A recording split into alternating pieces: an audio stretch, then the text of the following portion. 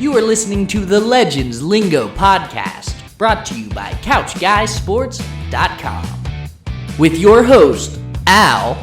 Buddy, you were targeted 6 times, you caught 2 receptions, and did nothing else. Powder. Yes, sir. And Fiesta. He hasn't done jack. They've won one cup and they made a lot of playoff appearances. But he is a snake, oily snake. He's a crook. Enjoy the show.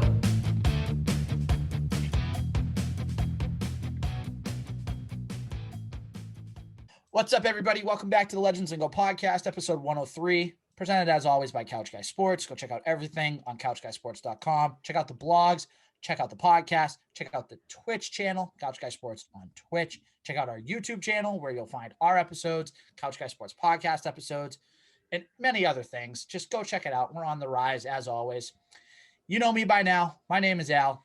I got Fiesta with me. I got Powder with me. Guys, a lot to talk about this week. Oh, yeah. Packed episode today. Excited about it. Yeah, packed. Super packed. Jam-packed. So we're not going to delay it anymore. We're going to get right into it. First with the roll call really quick.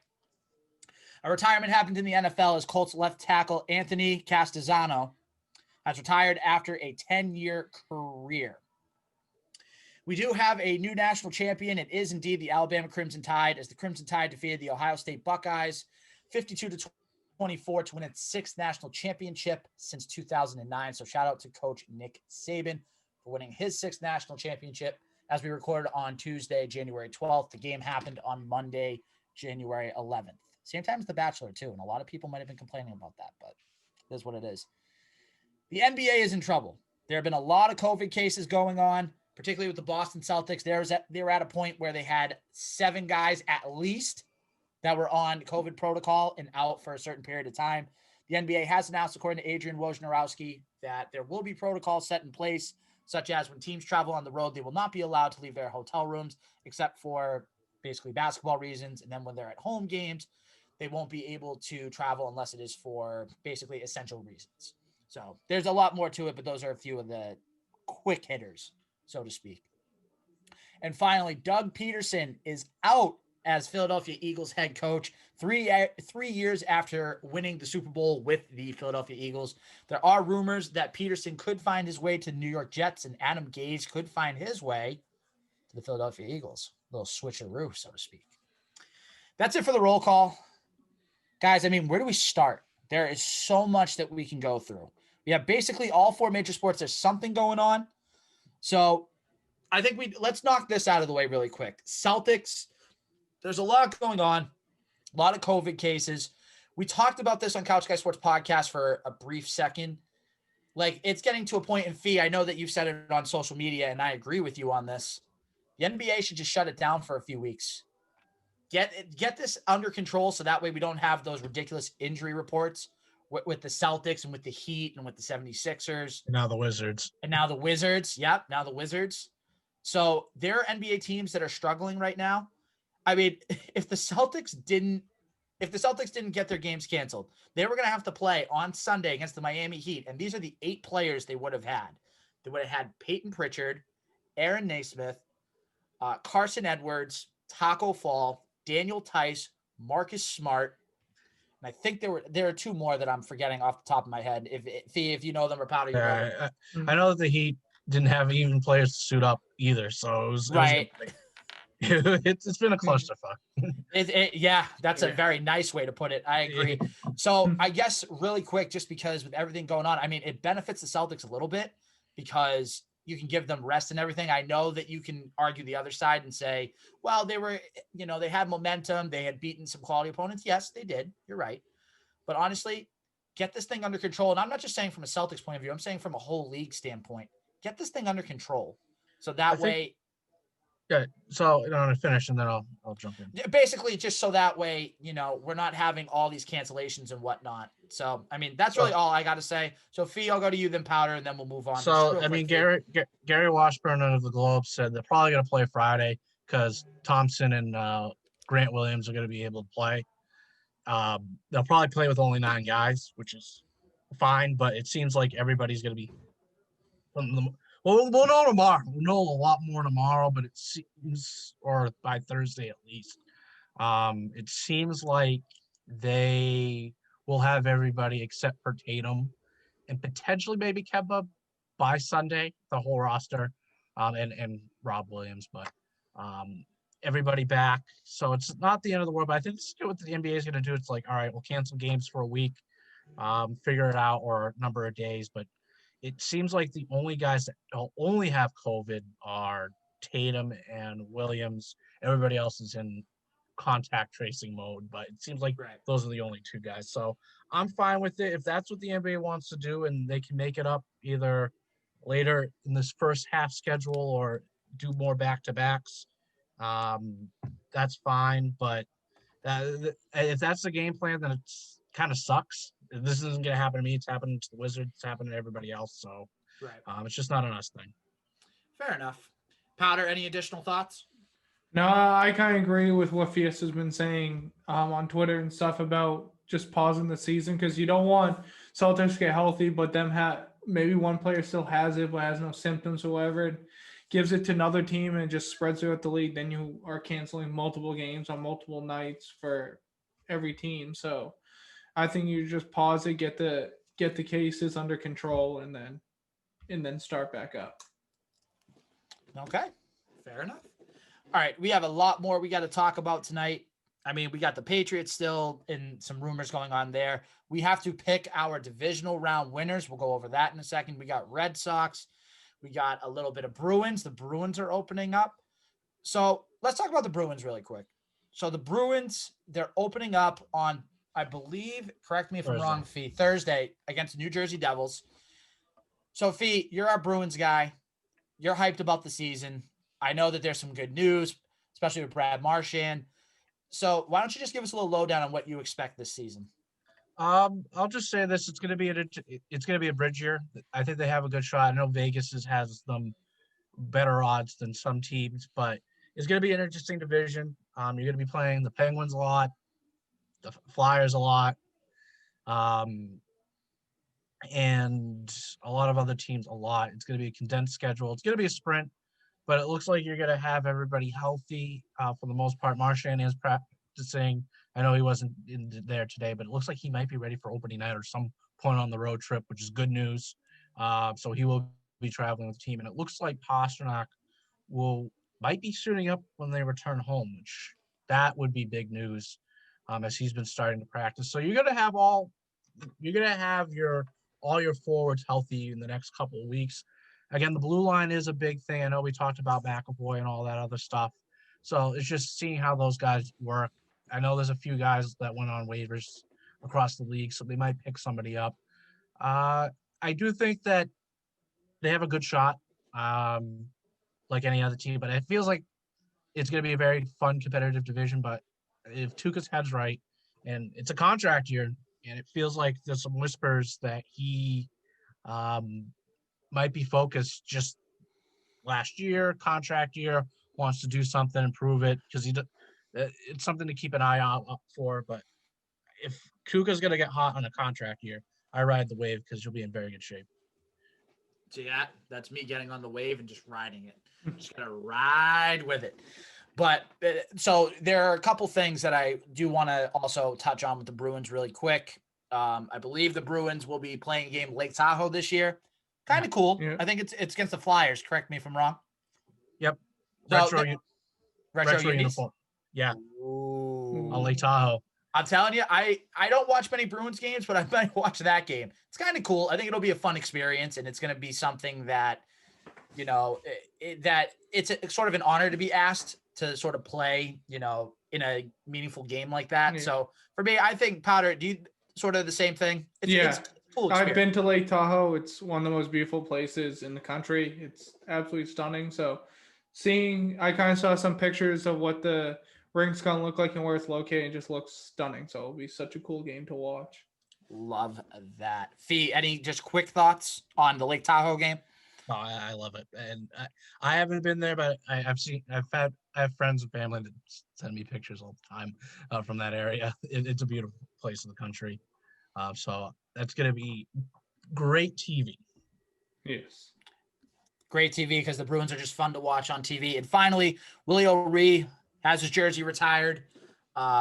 Fee, just sort of your overall thoughts, because I know this was a very big deal, that something you wanted to touch on. So, floor is yours.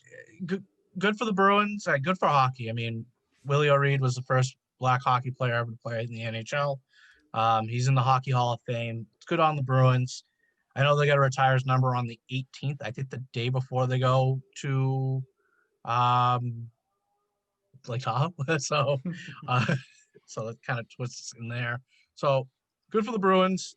I think it'll be I wish it was with fans, though. It kind of stinks, but it's going to be a good moment. And it's a well-deserved retirement jersey. So into the rafters. All righty. Aha. Another podcast on Couch Guy Sports, Into the Rafters. Aha. I see you. Very nice job, Fee. But very cool. Very good. Jersey retired before the Bruins. Like Fee said, good on them. It's about time. Moving on, we have some Red Sox news that we want to talk about.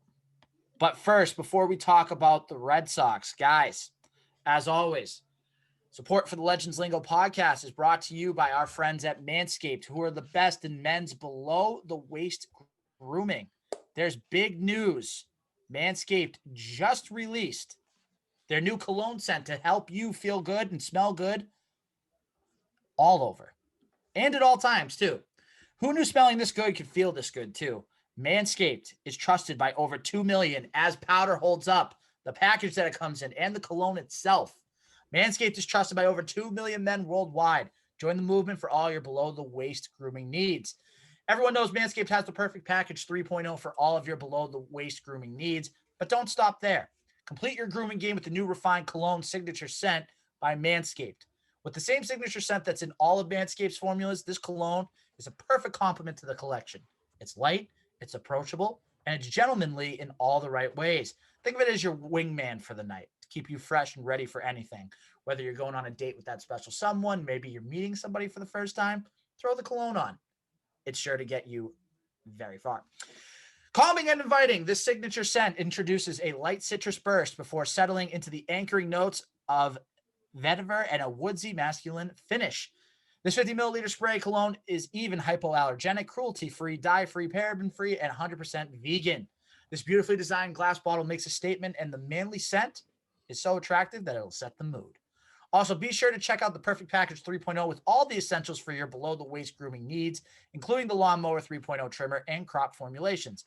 Yeah, I'm talking about that deodorant and toner to keep your testes besties.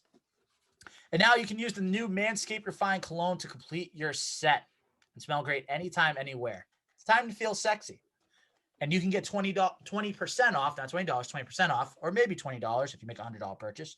Get 20% off and free shipping with the code LLP at manscaped.com. Your whole body is going to thank you. Again, 20% off and free shipping with the code LLP at manscaped.com. That's 20% off with free shipping at manscaped.com, and use that promo code LLP. Look good, smell good, and feel good with your friends at Manscaped. I put the cologne on this morning. I will say it smells really good. I took a whiff of it.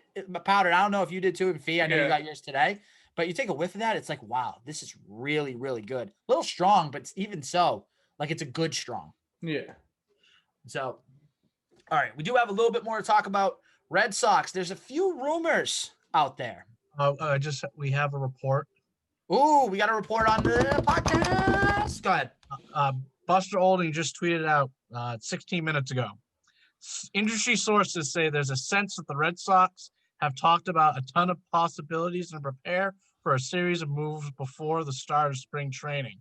They haven't done much yet, but the expectation is that they will in effort to upgrade their 2021 team. Ooh. And it's going to go right to what we're about to talk about. Perfect little segue. Nice job, Fee. You're getting better at those segments or those segues. I like that. So, two names that I want to talk about, and I'm sure you guys want to talk about as well. The first one being Andrew Benintendi. Now, there are rumors out there that the Red Sox are looking to trade Andrew Benintendi. There's even a possibility that this deal can get done sooner rather than later. Again, we talked about this on Couch Guy Sports Podcast, and I know like Nick Qualia said he'd be fine with trading Benintendi. Jared, the same thing. I'm kind of leaning that way too, because it's like, if you can get some value for him, like do it, maybe a young arm or maybe an outfielder, maybe, because that's what our friend Rob Bradford reported earlier today. Another report from Bradford said the Rangers won't be involved. I don't think the Marlins are going to be involved either, so it's going to be interesting. Maybe the Pirates are a team that's been talked about. Really, like, out of, and no pun intended, out of left field sort of team has been the Phillies. That's been another name that I've seen around a little bit. So I guess what my question to you guys is, do you want to see Andrew Benintendi traded at this point? And if so, what do you want to see in return? So I'm going to start with Powder on this one, and then I'll go to you, Fee. So let's start with Powder. Powder, Andrew Benintendi, just overall thoughts. I mean, it kind of stinks. I've always liked Benny since he came up. He's a very good player, I think. I think 2020 was just injury prone and just a down year. I think he definitely has more potential to be more like his 2018 self, be a leader on the team. He had one of the biggest, if not the biggest, catches in Red Sox history in that 18 playoff run to win the World Series. But if you can get pitching and good pitching for him, if a team wants to sell a little high on him and think he's going to bounce back, then the Red Sox need pitching. So we have Renfroe now, who can play left field, so maybe have him play left and replace Benny. So we will see. But like I said, if we can get good pitching for him, then I would do it. I'd just be sad to see him leave. The only thing that concerns me a little bit is the fact that I know Benintendi was injured most of 2020, but in the games he played in 17 games, had 39 at bats. He had 17 strikeouts. Yeah. For 103 like batting average. The thing is like, I don't know what team right now would sell high. Maybe there's a team out there that desperately needs an outfielder. So maybe.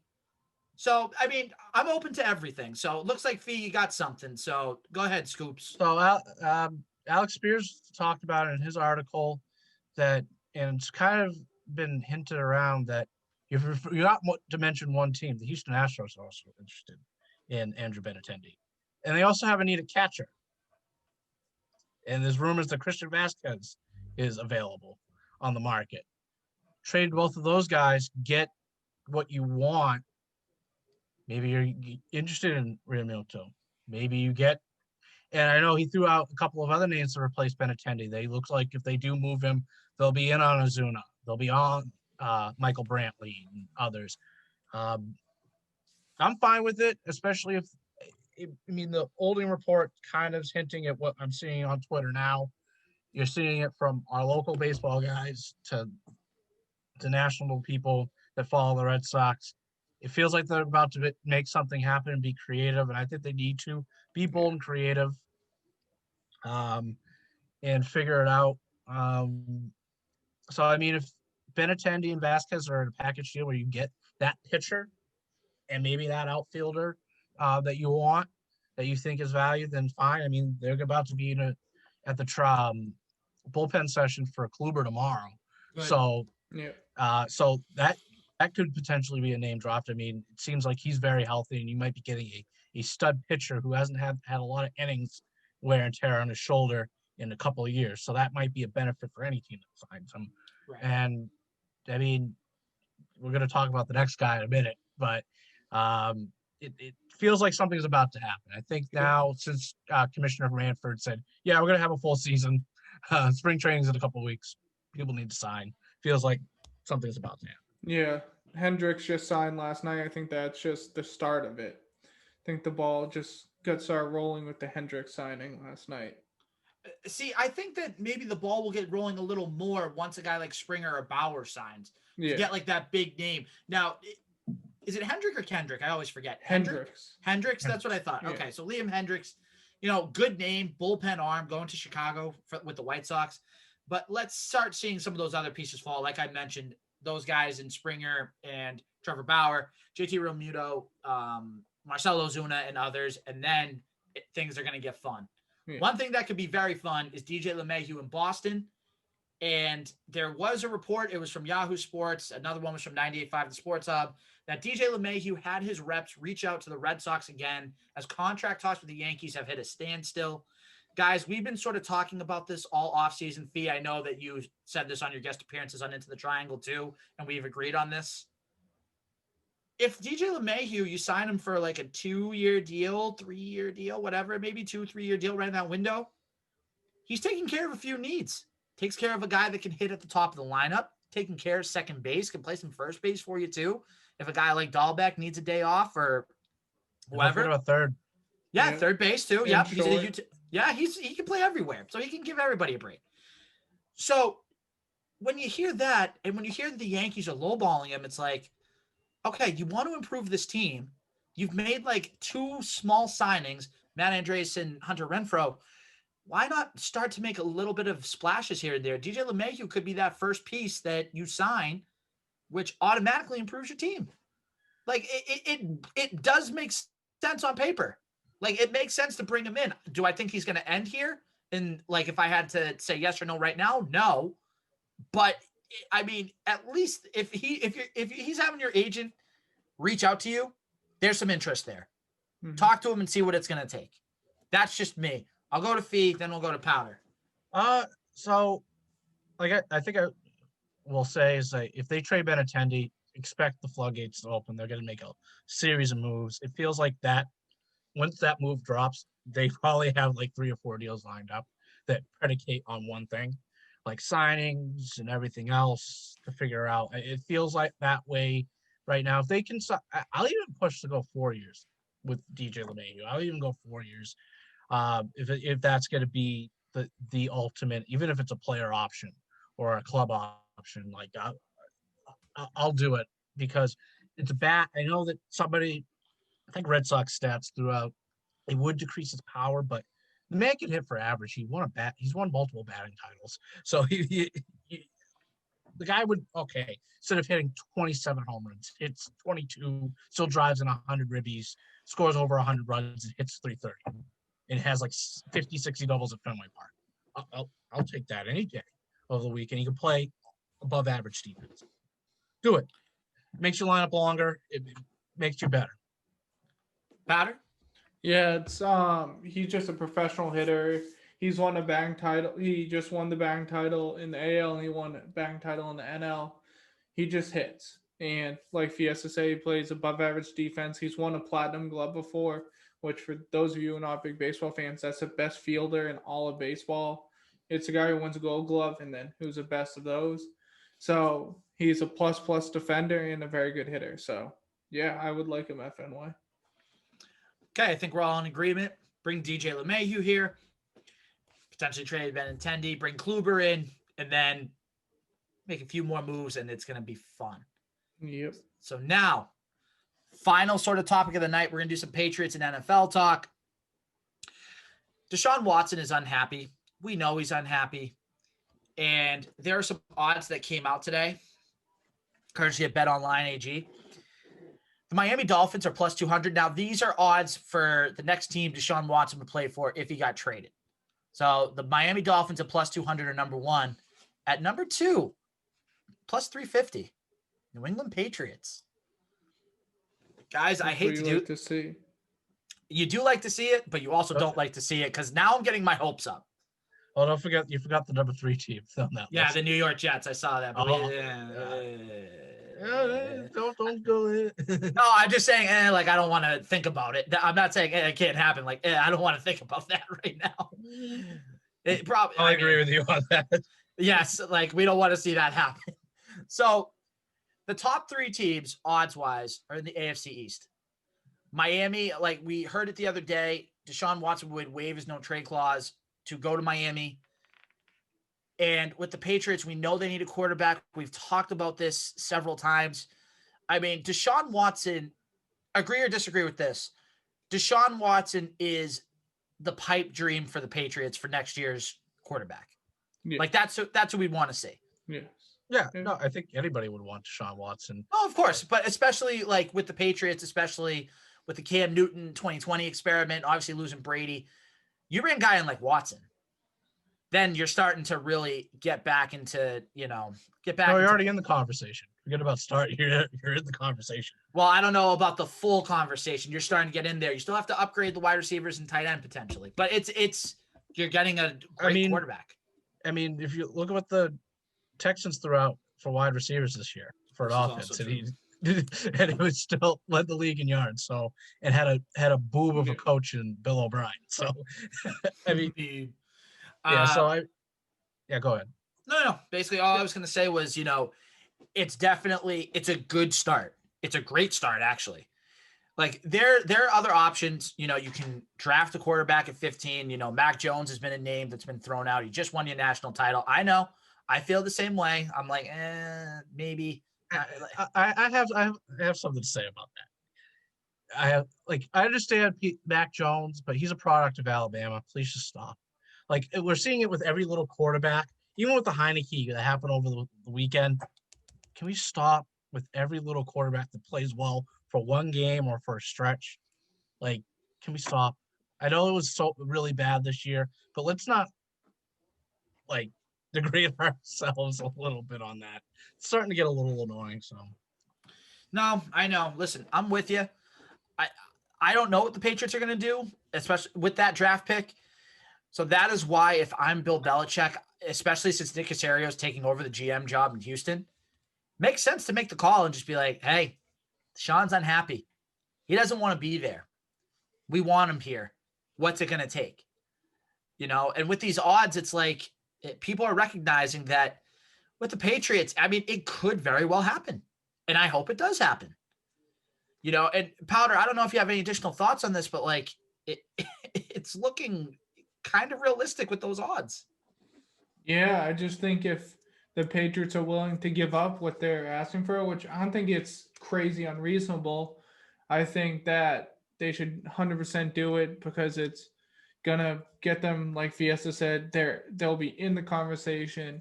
And if you can go out and maybe sign, I think you should sign a receiver. If you go out, or no matter what, you should sign a receiver, but especially if you get Watson, go out and sign a really good receiver. And now your offense is back to where Patriots fans are used to it being.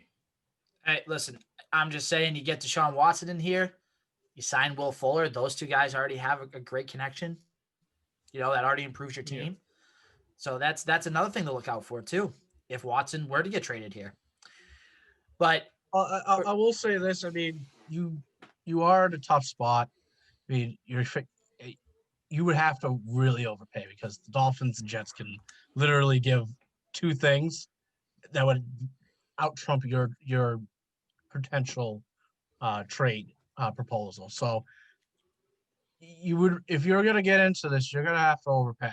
Pay him. But it's going to be worth it. But just like the Dolphins could give up 2 in the 3rd pick, and the Texans could be like, all right, Devontae Smith and Tua, well, let's run back Alabama. So it's just like that's a scary thing that probably keeps should keep Patriot fans up at night, but something that I don't think this is going to go away at all. So we'll see what happens. It's going to be fun once the season is over, and we'll see what happens with everything in the offseason. It is not the offseason yet, though. It is the divisional round coming up this weekend. We made our wild card picks last weekend. Powder, do you have the results for us after the wild card weekend? Yes, I do. I'll go 3rd place to 1st place. Fee went 3-3, picking the Colts, who lost to the Bills. Picked the Seahawks, who lost to the Rams. Correctly picked the Bucks. Picked the Titans, who lost to the Ravens. Correctly picked the Saints. Correctly picked the Browns. So 3-3. Then you have me, who went 4-2. Correctly picked the Bills. Wrongly picked the Seahawks. Picked the Bucks. Wrongly picked the Titans. Picked the Saints and picked the Browns, who both won. And then 1st place after the wild card weekend, Al went 5-1, picked the Bills. His one wrong pick was the Seahawks, then picked the Bucks, Ravens, Saints, and Browns, who all won. Okay, so just to run that back, Fiesta went 3-3, Powder went 4-2, I went 5-1. We all finished 500 or better. So that's good, because last year wild card weekend was awful to all of us. We struggled last year. That was bad last year. Yeah. But it's a new year, obviously. So those are going to continue on as we go on in the playoffs. We do have our divisional round preview. But just to go over the wild card weekend in order, the Buffalo Bills defeated the Indianapolis Colts 27-24. They advanced to the divisional round. The Los Angeles Rams upset the Seattle Seahawks in Seattle 30-20. The Tampa Bay Buccaneers, Tom Brady, Rob Gronkowski, those Tampa Bay Buccaneers defeated the Washington football team 23-15. The Sunday games, the Baltimore Ravens upset the Tennessee Titans in Tennessee 20-13.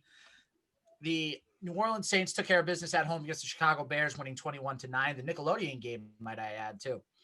And then finally, Sunday night game, the Cleveland Browns go into Pittsburgh, get the job done with a 48-37 win over the Steelers. So now the divisional round is as follows. In the AFC, the Cleveland Browns, 6-seed Cleveland Browns are traveling to the 1-seed Kansas City Chiefs. And then the 5-seed Baltimore Ravens travel to Buffalo, take on the 2-seed Buffalo Bills. And then the NFC, we have the Tampa Bay Buccaneers, the 5-seed traveling to number 2 seed New Orleans Saints. The 6-seed Los Angeles Rams will travel to the 1-seed Green Bay Packers. So let's start in the NFC. We'll go Rams and Packers first. And Fee, since you finished third, we're going to give you the first pick to try to, see what we can do. So Fee, Rams, Packers, outright. Who wins the game? The Packers. 2 weeks off. Aaron Rodgers, MVP. Aaron Donald might not play. Packers, easy. Powder? Couldn't agree more. I think it's going to be an easy win for Packers. I think Rams will put up a little fight, but I just think Packers are playing way too well this year. Yeah, I'm going to go with the Packers as well. The Rams are banged up, and the Packers just look so good this year. Like, they look like one of the best teams in the NFL, so I'm going with Packers. The other game, Tampa Bay Bucks, New Orleans Saints. Saints beat the Bucks both times this year in divisional play. Powder, we'll start with you on this one. What do you got? This one's tough. I think this is going to be the best game of the weekend, but I just don't think a team can beat another team 3 times in 1 year, especially when that team is quarterbacked by Tom Brady. I'm going to do the Bucks win this game, a close one. It's going to be a very good game, like I said, so I'm going Bucks. Okay. You know what? It's so hard for me to do this, but something just happens to the Saints every single year. Like every single year, they just have something in the playoffs that just goes completely wrong. So you know what? I'm gonna join you, Powder. I'm gonna go with the Bucks. Love it. I'm gonna take a shot here. Fee? I've been tossing back and forth. I trust it's hard to bet against Brady. It really is. But that defense was very suspect against Tyler Haneke. How would that do against Drew Brees and the Saints? And I don't trust Arians. And to try to catch up, this seems like the safe pick to go with the Saints, and I'm going to go with the Saints. I just think they're going to play for Brees. That defense is really playing good. I mean, what are we going to expect from the Bucs for the third time around? Are they going to get the doors blown off again? Hope not. I think it's going to be a good game, though. It definitely will be a good game. I was tossing and turning with it too, but I don't know. It's nothing against Tom Brady. I trust Brady. Of course. But I don't trust Arians to go on a run. I really don't. All right, we're gonna move to the AFC now. We'll start with the Baltimore Ravens taking on the Buffalo Bills. This one's a tough one for me because, and I was saying this on Couch Guy Sports Podcast, the Ravens took care of business against the Titans. You have the Bills now, and Lamar Jackson might just be on a mission to try to prove to people that he can take the Ravens on a playoff run. Ultimately, though, I'm going to go with the Bills.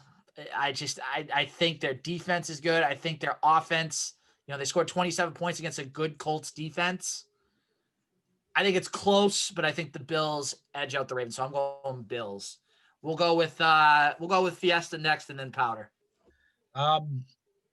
Buffalo's had a huge problem with the run. It happened even on Saturday against the Colts. They had a huge problem. What do you think they're going to do against Lamar Jackson? And J.K. Dobbins? It feels like you said, he's on a mission. I think this is going to be the game of the weekend. I agree with that. I agree. I think this is like, no offense to Brady and Breeze. It feels like I feel this is the game between two very good mobile quarterbacks. I think Allen's going to have a good game, but I think that the Ravens are healthy. They're on a little bit of a run, and I don't think they maybe they could stop Lamar through the air, but they can't stop him on the ground. If he breaks one, it's probably going to be downhill. And the Bills have struggled against the run, so I'm going to go with the Ravens. Okay. Powder? Like both of you, this is tough. I have the Bills being the one team in the AFC that can beat the Chiefs, but this is tough. I'm literally making a decision right now because I'm so up in the air with this game. But I'm still going to go Bills. I just think Josh Allen's playing way too well. He's not going to let the Bills lose. I think it's their year to prove some people wrong that they're a team to beat. I think they're with the Chiefs, so I'm going to go Bills. Okay. Final game. Cleveland Browns traveling to the Kansas City Chiefs. Fiesta, start with you. What's the pick? I'll even say this on the Chasers. The Browns are going to cover, but they're not going to win this game. Chiefs. I'll go more detail on that show, but yeah, I just think Chiefs 2 weeks off. Yeah, the Browns had a good victory, but that secondary Swiss cheese, they might give up 40 against the Chiefs. It'll probably be a high scoring game, but Tyreek Hill's gonna run around them like laps. Powder? I have Chiefs win too. I hope this is like the college game Baker and Mahomes played when Texas Tech played Oklahoma, where it's like 66-55 or whatever the score was. It was a very high scoring game. I think it's going to be similar to that, but you have to go with Mahomes. He's probably the best quarterback in the world right now, and I don't see him losing this game. I'm so torn. I love the Browns as my second team. They're so fun to watch. It was great seeing them kick the snot out of Pittsburgh. Oh, this is so tough. But I have to pick the Chiefs just because I do think the Chiefs are going to I think the Browns are going to put up more of a fight against the Chiefs than people are going to give them credit for. I think they're going to give them a game. I really do. So, Powder, let's run back through the picks. Yep. So Al and I have the same exact picks. So Al and I have Packers winning, Bucks winning, Bills winning, and Chiefs winning. Fee has only different picks where he still has the Packers and Chiefs winning, but he has the Saints being the Bucks and the Ravens being the Bills. I'm very tempted to change one of my picks so that way Powder has a chance. Come join the dark side. Switch the Bills. Give me the Ravens. Yes. Switch the Bills. Give me the Ravens. I don't feel great about it. That's why I love it. Join the ship. We'll go down with it. I love it. All right. So I'm gonna go with the Ravens. So put me down for the Ravens officially. I don't love it. I do hope the Bills win, but I want to give Powder a chance, and I don't know. I'm gonna regret this after the recording, but I was gonna text me on Saturday nights like I fucking hate you. No, not you. I'm gonna text Powder and say I hate you for being one game behind me. So, all right. Final thoughts before we head out for the night. No, actually, I don't have anything. Fee, you have anything? Yeah, listen to my new podcast, the Fee and E podcast. We talk UFC and other national sports across the four major sports. Make sure you check it out. Episode 1's already out. Episode 2's coming out later this week, and be tuned for next week. We are doing a special episode for the McGregor fight, so be on the lookout for that. So we have the Fee and E podcast coming to Couch Guy Sports. We also have another podcast that's going to be joining us. So we just keep adding and adding and adding. We see talent, we get it. But if nothing else, for episode 103, we got Tom Powder Cadmus, got Tom Satham Facette. You know him as Fiesta or Fee from Fee and E. I'm your host, Al. Thank you for listening to episode 103. Thank you for watching. Manscaped, 20% off and free shipping with the promo code LLP.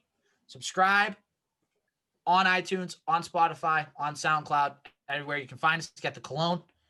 And we'll see you next week for episode 104. Yes, sir.